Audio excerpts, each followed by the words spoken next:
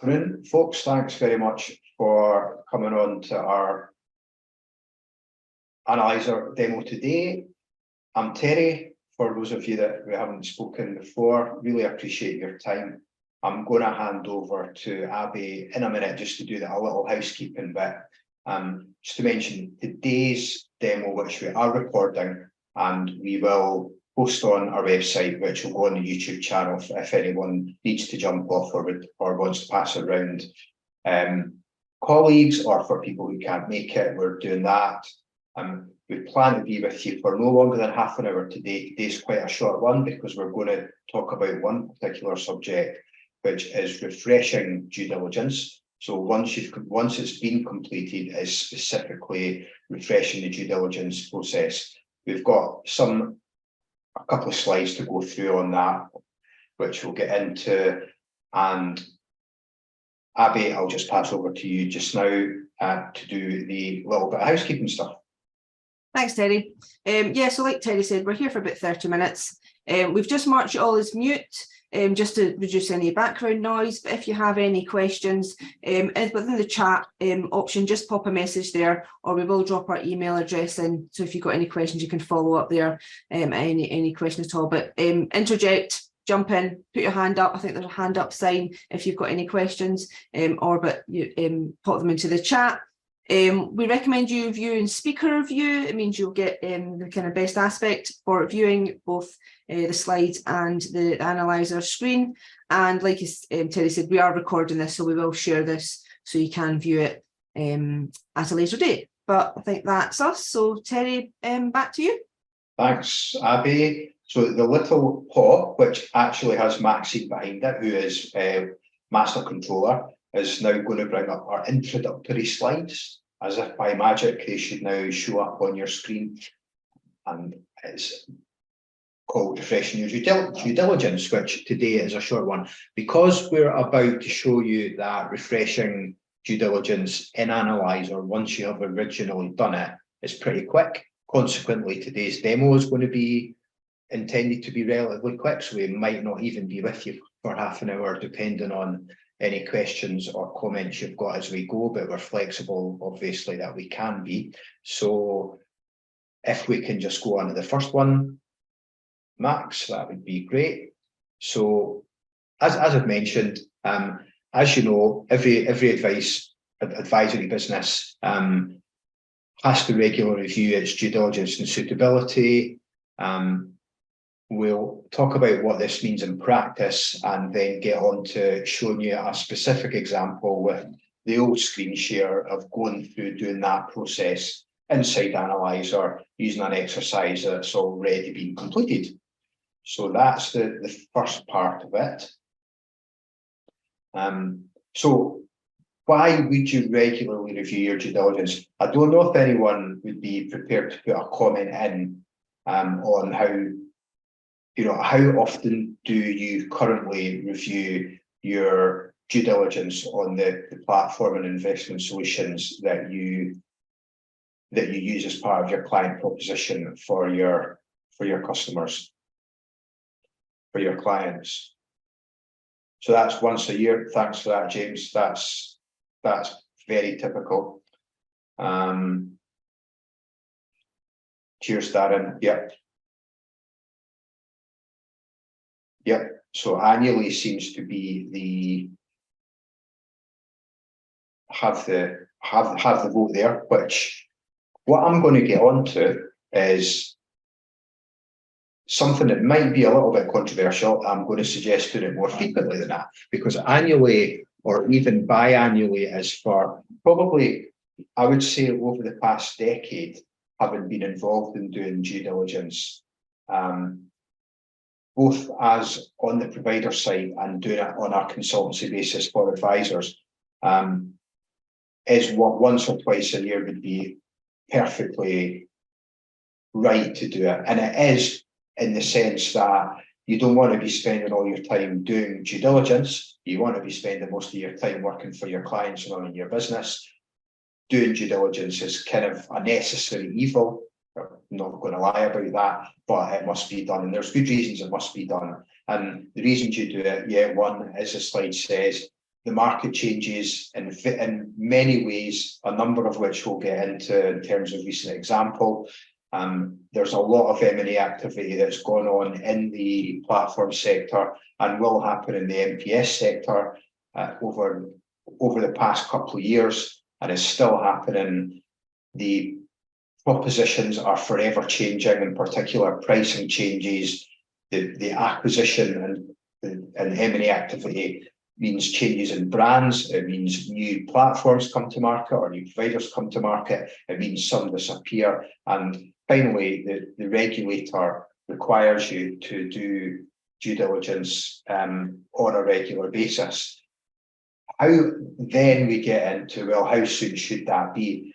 There's a probably the most up-to-date thing that it's worth sharing with you is in Consumer Duty, which is coming around the corner for all of us, which we're all delighted about, which in sort of FG22, it's very specific that there are firms work with a firm works with others in a distribution chain and conducts due diligence on those other firms. It should consider the duty as part of that due diligence. So that then kind of sits on top of the other element, the older elements of the regulation, which goes back to documents such as PS 13.1 and TR 16.1, which are kind of historical now, but they've not been superseded, and Consumer Duty doesn't supersede them. And also in MiFID and PS 18.10, where for the geeks among you, you might have gone through the 9 due diligence factors and the PS 18.10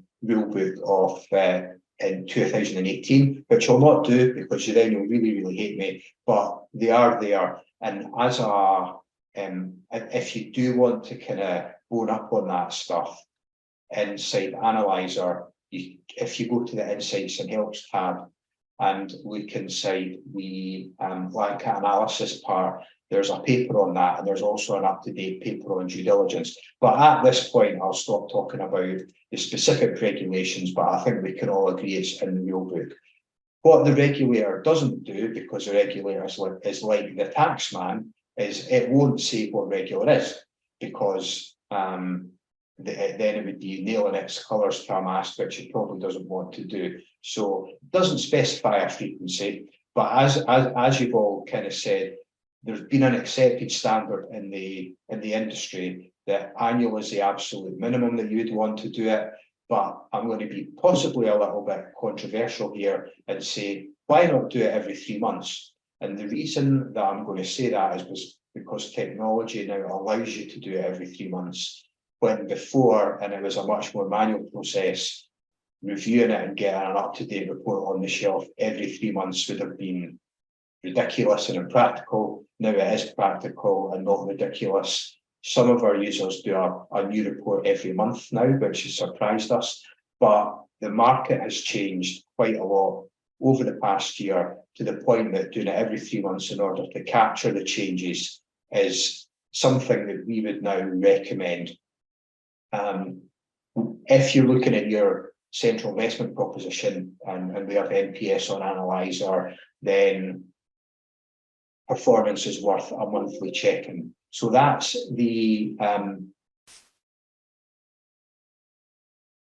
frequency part of it. We'll get into specific examples when I share my screen, and I'll bring Abbey in then, because she's got a much better memory than me. And I think we've got one final slide, unless we've got two, but what I'm about to show you, we've called it refreshing your due diligence in 3 minutes.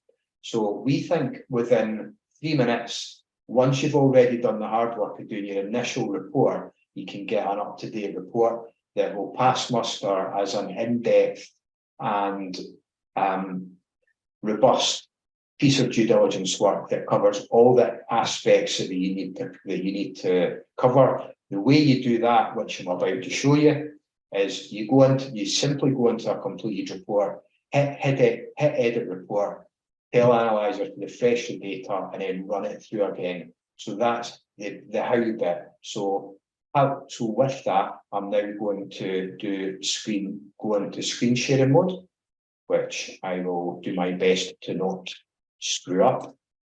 So I've done that before.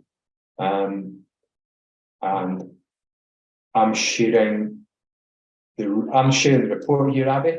Yep, you're good. So no, I am screwing up because it's not the screen that I wanted to share.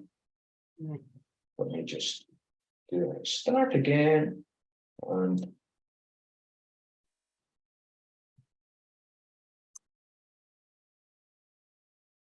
we're seeing Analyser now. Yeah, we're on the dashboard. Good. Sorry about that, folks. So now we're in Analyser, the how-to bit. So the bit about frequency and market changes, let's talk about that briefly through the lens of the platform sector. So if we were to go back a year from now, what's changed? And even if we just talk about the big things that have changed, that would or should prompt you to do due diligence, then there's been a lot, there's been more than you think. So things that we will call out. So what on earth is Morningstar? That's something people say to me. It used to be Premium, but Premium was bought over by Morningstar. So there was M&A activity there, which matters quite a lot. Where's Eccentric going? Well, it's actually now M&G Wealth, and people will be. Some people are surprised by that because we use Eccentric and it kind of bypassed them. Different ownership structure. It's a reason to change. Fidelity International was rebranded, which a rebrand matters less, but it still matters. Fundament in particular is a platform that's come to market and is making quite a lot of noise and gaining quite a lot of fans, and may be worth looking at. Novia has repriced. Wealthtime and Novia have both been acquired by Anacap and of the same owner. So that's a thing. It's quite a big thing. There's been Abbey. There's been other reprices. Yeah, so we've had the repricing on your Parmenion, Transact, Nucleus, and Novia, just within the last 12 months. Just in the last 12 months. Other things that's mentioned that's about to happen is Aberdeen Wrap, one of the majors in the player in the market, is about to. And if you use Aberdeen, you'll probably have comms from Aberdeen on this, is about to do its what it's calling a platform transformation project, but it's completely revamping the platform and bringing in lots of changes, which will require you to do due diligence on it. A smaller example with Aberdeen Wrap is it launched the junior ISA, which might matter. And another big thing that's about to happen is, as you can see at the minute, we have Advanced by Embark, and there used to be Embark. The Embark organisation currently does run both platforms, but it only promotes Advanced by Embark.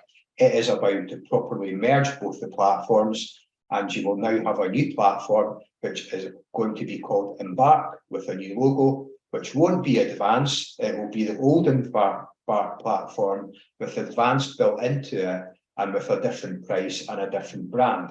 So if you use either of those two platforms, that's a big market event.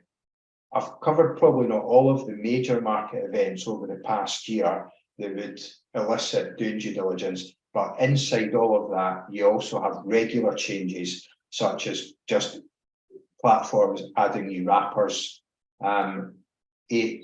AUA changes frequently, market share changes frequently, and other things change much less frequently. One thing that is now starting to change more frequently, which I think won't really impact whether or not you use a platform, but that I know that I think we've got one of the chaps on today who'd kind of given us a bit of a nudge about cash rates, Michael, is that cash rates are now going to change more frequently, and we've kind of been overtaken by a few cash rate changes recently because of the economic environment. But small things like that and small propositional changes. So it may have been before, for example, that pre-funding tax relief or offering an offshore bond was something that was important.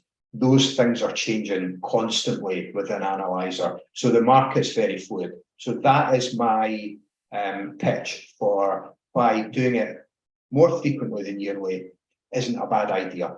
You can disagree with that, but that's where things are just now, because it's possible. So I'll take a quick pause there before getting into the how, in case anyone's got any sort of comments, questions, want to tell me at this stage that I'm talking absolute rubbish, which would be a perfectly fair thing to do on a general basis.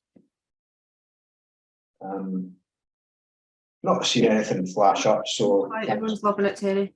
thanks for that, everyone. Even if you're thinking it, you're not saying it, so I appreciate that. So how do you refresh your due diligence? What I talked about before. So within due diligence, we'll focus on platforms. You have both complete reports and incomplete reports.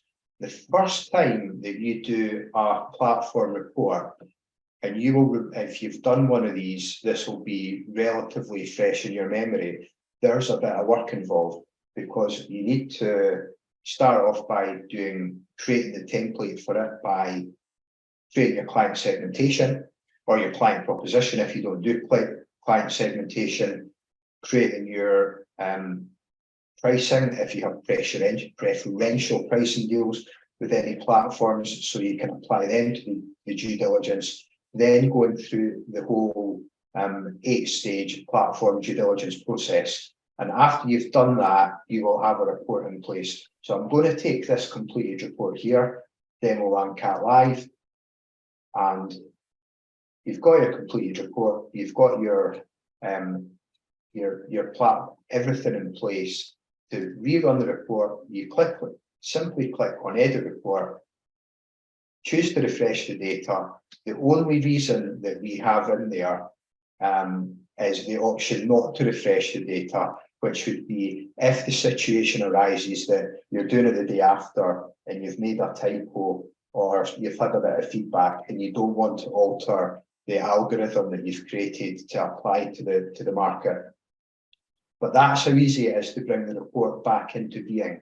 It's a very basic report that doesn't have much information in it. So one that I prepared earlier is this LANCAT platform due diligence report for the accumulation segment, which is got a more in-depth report. So once you've gone into your completed report, hit refresh data.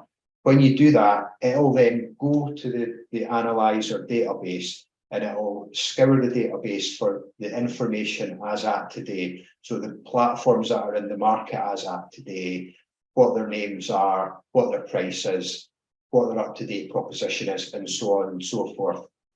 You're then looking at the current situation. If your current situation hasn't changed, which is maybe the case because you might have found that you've become unhappy with one of the platforms that you're using, or you might have changed your client proposition in terms of adding a new MPS provider or something. But if it hasn't, which is more common, there isn't really much to change here. So you've already got that put in. You've already told it what your client proposition is.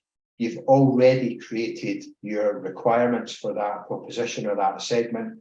In this one, I happen to be using a template, which is one of the new features that we brought in. So I'm using an accumulation template because this is for the accumulation segment. But within that, you can add new data points. But you've already done this. You've already done that thinking. So if nothing much has changed, we can go straight on to the results bit. This is the bit where something starts to matter, because we get a percentage match and we get the ticks and crosses that come back. However, given that you've already done a report and you've already done the hard work, what I do when I'm doing this for a client or doing it with a firm on a one-to-one process, it's just a case of casting your eye over, does anything stand out here? So it may be, in this fictional example, the platforms that we're using are Transact and Quilter. We're not using True Potential or Hubwise, and I've documented the reasons for that is because I don't want to join True Potential and I don't want to do advisor as platform and take on the whole Hubwise thing. They're high percentage matches, but there's a justification to not use them. Let's argue that Maltese has come into the mix from the last 6 months or what. Do I need to take that seriously? Or it could be that Fundment or someone else has jumped in. I'm not seeing that here. So I can think that really, I don't need to do a lot of work to say that I don't need to take anyone else forward to the next stage that I haven't already. We think it is wise to take Maltese and AJ Bell forward, at least the pricing bit and the business analysis, but everyone else has been discounted. When I get on to point 8, I will focus on why who you discount is just as important as who you choose, and that's a thing we think Analyser does particularly well. But then again, if your scale and profit business analysis metrics have not changed, which they're probably unlikely to, because if you decided that market share was important to you before, it's probably going to remain important to you as is profit and loss. But equally, if you've decided that it's not important to you, then that mindset unlikely to have changed. But if it has, you can change your parameters. But here we're doing a quick refresh to get an up-to-date report. We're already on to stage 5. I'm looking at this one. We're using Quilter and Transact in this fictional scenario. AJ Bell Maltese, okay, it still isn't in profit. So for that reason, even though I have made a desk-based assessment that Maltese might meet my propositional requirements, it doesn't meet my business analysis requirements because it's not in profit, and AJ Bell does. So therefore, it would be fair to take it forward and have a look at it on price. I know that AJ Bell hasn't changed its price since the last time that I did this, but depending on the platforms that you're looking at and the ones that are in your part of your proposition, they may have, which is why it's worth reading the due diligence. So already on at the penultimate stage of looking at price, what we decided in this last exercise is that from the SIP perspective, AJ Bell was a bit more expensive at the lower end, but it was pretty competitive at the higher end. But with the RIA, it was kind of a little bit different. So I took it forward because it looked good in price. It hasn't failed any tests yet. Quilter and Transact are still on panel, and let's imagine we haven't had any problems with Quilter and Transact, but let's also assume that another alternative situation where Transact service has fallen off a cliff for you and your BDMs become unresponsive or something like that, which is something you may wish to address. But everything here, nothing much has changed. Transact, Quilter and AJ Bell are still the platforms on the shortlist. The only thing I really need to do now before locking down my report and getting an up-to-date report at today's day is put in a final comment. So what I would be doing is something like AJ Bell would be remain on watch list as main substitute. I actually managed to spell substitute without a typo, so that's another one. And then do not add panel.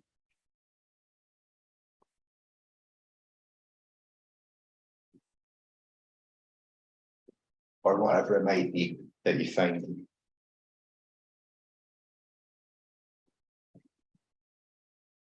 So from this, I know before in this one we'd said we're going to add AJ Bell, but I just show you how quickly it is to change the comments. And Maltese would be subject to meeting business requirements.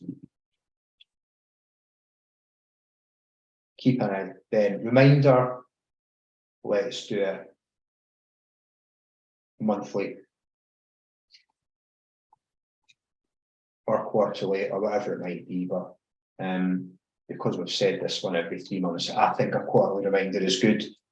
One thing I really wanted to pop out or to bring out was another question or another thing that users say to us when we do one-to-one demos quite a lot, and a light goes on is, all right, okay, so the thing that we use just now, which might be a thing that works on the basis of awarding 5 stars, depending on how much money you pay, I didn't say that, and its data structure may or may not be influenced by that, is it's one thing having a justification for the solutions that you use, which is good, because that's what the regulator wants you to do, and that's what we have all the way throughout Analyser, across business features, across proposition and across price. But what is also equally important is having a justification of the ones that you don't use. So we can see quite easily here that True Potential has got a high percentage match to on paper, but we don't want to join True Potential, so there was no point in taking it any further forward, and so on and so forth for all of the other platforms in the market. So if a new one comes to market, again, Fundment is a recent one that a lot of people are looking at that might be now have come to the fore since you last did due diligence. It's good practice to look at it even without it being in the regulation, but as a key player in the market, it's something that you would want to at least have a look at, so you can evidence that you've had a look at it by rerunning your due diligence. So without me talking, you could have done that in 3 minutes or 3 to 5 minutes. You then complete the report, hit complete report. That will then go into your completed reports bit in your due diligence tab. It's just locking it all down at the minute and putting everything that we've done into the updated database. That takes about a minute or something to do. This probably doing this bit, but you can go and make a cup of tea at this point. Probably takes longer than actually doing it. Then what you have is view history. I've obviously redone this report more times than anyone would ever redo a due diligence report in the period of time that I've had this. But as you can see, it keeps a precise audit trail of each time you've done it via the PDF. So you can see what the market looked like and the justifications you made at every time you run the report. And on screen is just the most recent one. So you've got a very strong audit trail there, which means that you can have a look at the market every 3 months, have a really up-to-date audit trail for you, for your colleagues, for your compliance manager if you have one, or for the regulator, and you can do that. But if you do want to keep doing it yearly, it's still quick to do. And with that, knowing that we said we'd be here for half an hour and we're now in 27 minutes, I will zip it and say that I've shown how quickly it is and how you would do due diligence. Invite any comments or questions and ask Abbey to cover anything, key points that I've missed. Yeah, I think you've pretty covered most of the questions that we do get asked during demos and things like that. Not sure if there's any questions in the chat, but yeah, just the ease and ability of editing that is what people are usually astounded by. The ability to, you've done that report, you can also then copy it into a new report, or you can just reuse the one you've got. There's various ways you can do it. But yeah. Yeah, well, the fundamental point today's one is to get across is that you will have this sort of muscle memory of the first time you did this, that you went through this 8-stage process. You had to do your client segmentation. You had to write in a current situation. You can copy from other reports, by the way. Then go through this process, which probably took you half a day to a day or maybe longer in a number of sessions to get to the end of it. And the main thing, if we get anything across today, is redoing your due diligence. Don't fear that is the case. What you're doing is reapplying that whole, what I like to call a personalized algorithm, which comprises of subjective and objective things to the market as it is today. And it's 100 times quicker and easier than doing the main report. You'll never get a fully defensible in-depth due diligence report by using a system that allows you to do it in 10 minutes, because that, even with the use of technology, that would be ridiculous. But you can get a refreshed one using technology once you've initially done all of the hard work, which is what you do the first time you do it. And for anyone who's on today, if you happen to have not done a full due diligence report and you would like us to go through one with you, through the lens of your own client proposition, we're always happy to do that. Take an hour to do it. hit get in touch or send us an email and we can set up a session. And I'll pass that on to Abbey because she's much better at it than me. So, but that comes in with the price of doing Analyser. So we don't leave you on your own to do the initial report if you don't want to be left on your own to do so. Some people prefer just to do away with it. Others prefer more hand holding. So that's a thing that we do. And with that, I'll definitely stop talking. See if there's any final questions. I see one thing popping up in the chat there. I'll see that's just Max saying if you find it useful, give us any feedback. Yeah, the only other last kind of final thing to say is if there's any other subjects or anything around due diligence that you'd like us to cover in another short clinic, as I say, either in the chat or drop us a message.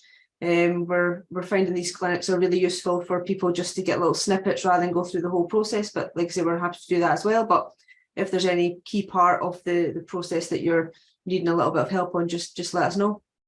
Yeah, and likewise, we appreciate your time too. We really appreciate you being Analyser subscribers. And if you haven't had your lunch yet, then you can now go and have it. And any questions at all as you go through with the thing, get in touch, pick the phone up, send us an email. We're always here. Thank you and have a great rest of your Thursday. Thank you. Cheers. Thanks, folks.